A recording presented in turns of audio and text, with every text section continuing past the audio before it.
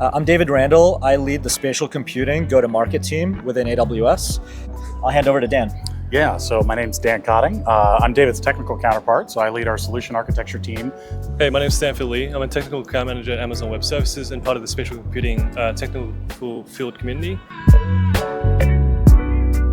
Gaussian splatting is a process where it's around 3D reconstruction, so using 2D image inputs, and from that actually reconstruct a selected subject. So the key value here is if you don't have an explicit capture of a 3D object like with LiDAR, you can still use videos or image captures to actually recreate an object photorealistically. And the way the cloud plays a role, AWS specifically, is around the accelerated graphics compute.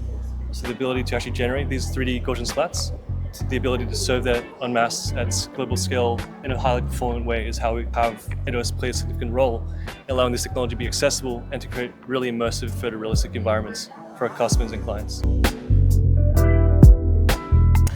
Yeah, our serverless technologies really are about having things elastically scale on demand as you need them.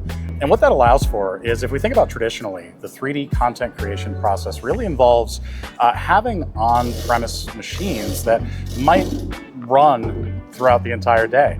However, because of the way that dynamic processing works, it allows for these serverless technologies to allow that processing to happen anytime as needed on an as needed basis. So that creates a lot of efficiencies for our customers. Let me first explain a little bit about our strategy around generative AI specifically and our stack.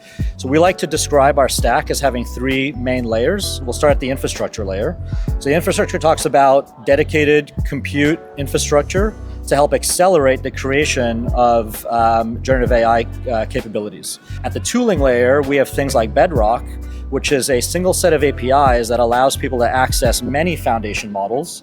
At the top layer, within the applications, we have apps like Amazon Q, which is a relatively new chatbot feature that specifically has integrations or has the ability for companies to integrate that into their IP, right? Their company data in a very secure manner.